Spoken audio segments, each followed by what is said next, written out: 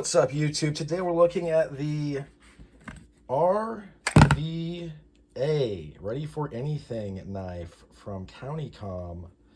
This is a knife that I think is doing fairly well from them. Big hit with the CountyCom peeps.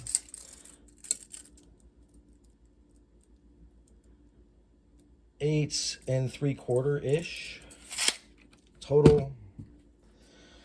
I believe this is either stainless steel or titanium hardware. This is their signature glow stuff that is the brightest glow stuff ever. Has, I think, about a 3.5-inch cutting edge. Comes with this Kydex sheath. I'm running these washers on them, these kind of like rubbery washers, because it gives it some flex. I feel like you're less likely just to like really mess it up. So this was also, when it was sold, was kind of tongue-in-cheek sold as a pry bar knife.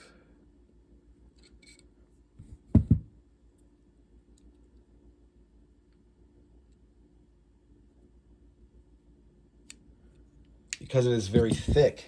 D2 steel. Nice acid wash finish. It also looks like it got stonewashed as well. The jimping on this is very nice. It's kind of hidden.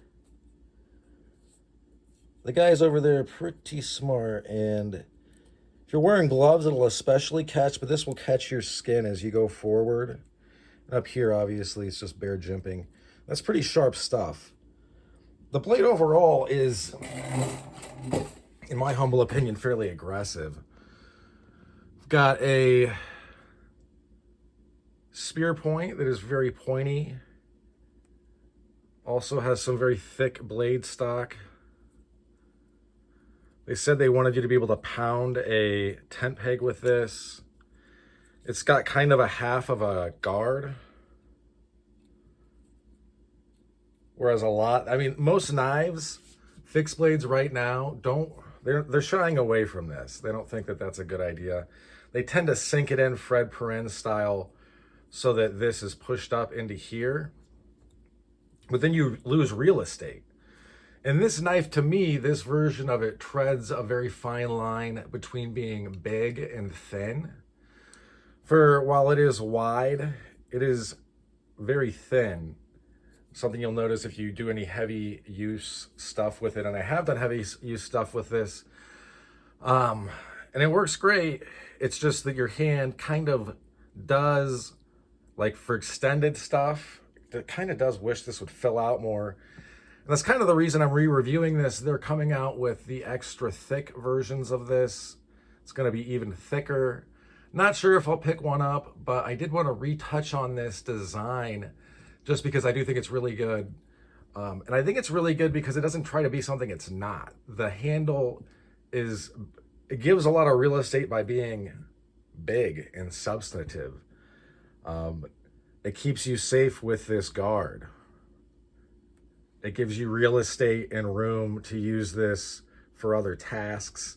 It's specifically designed to be able to withstand some prying. It's D2, which is kind of one of the lesser super steels these days. It's kind of fading into people I don't know, it just kind of grew mundane to everybody. And so people are kind of headed other directions. It doesn't have the toughness.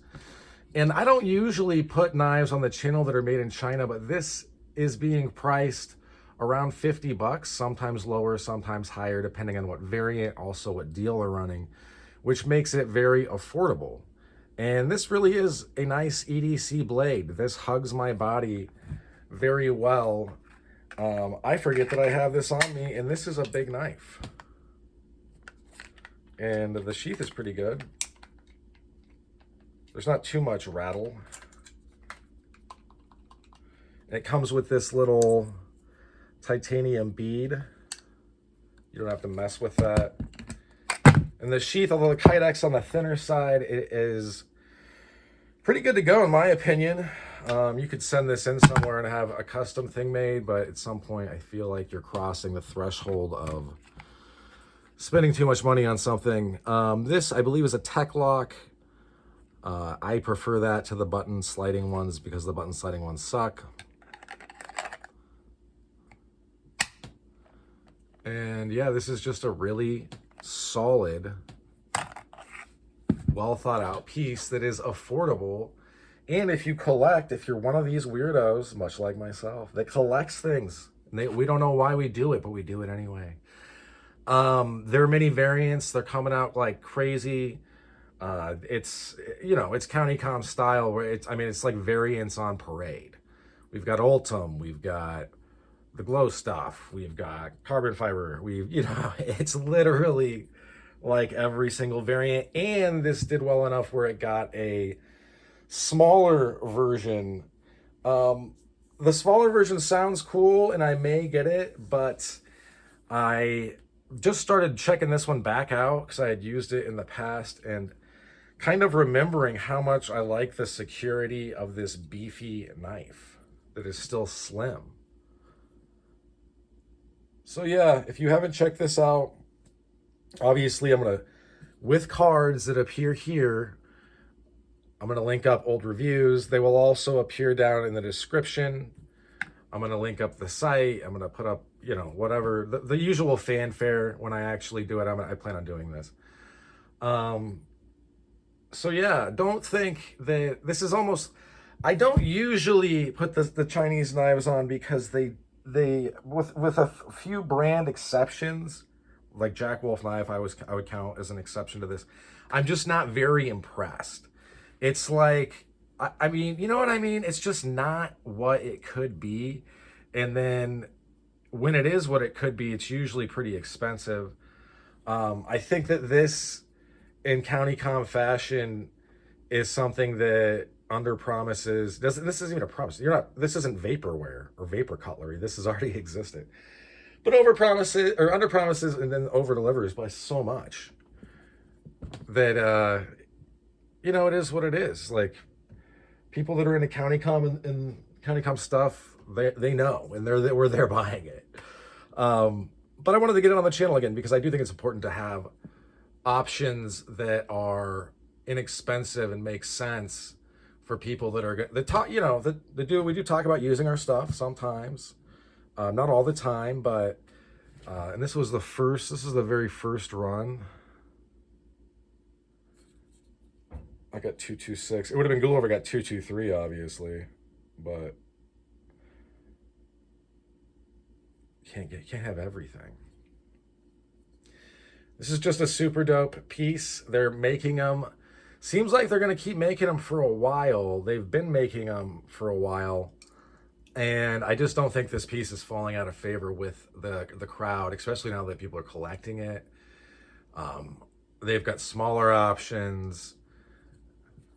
This is, I feel like sometimes and there's a lot of knives that County Com designs. Check them out. They're also inexpensive and well designed. But I feel like sometimes when people make knives that aren't necessarily like embedded in the knife community and don't have a bunch of trends they have to maybe not chase, but deal with and account for, and they don't have to really worry about their fans being like, oh my God, give me the new stuff, the Magna Cut, give me this and that. And it's like, oh man, this is awesome, right? Like, this is a sick knife that works really, really well. And would work great in a defensive scenario. So yeah, check them out. That's what all she wrote. Thanks for tuning in. Bye-bye.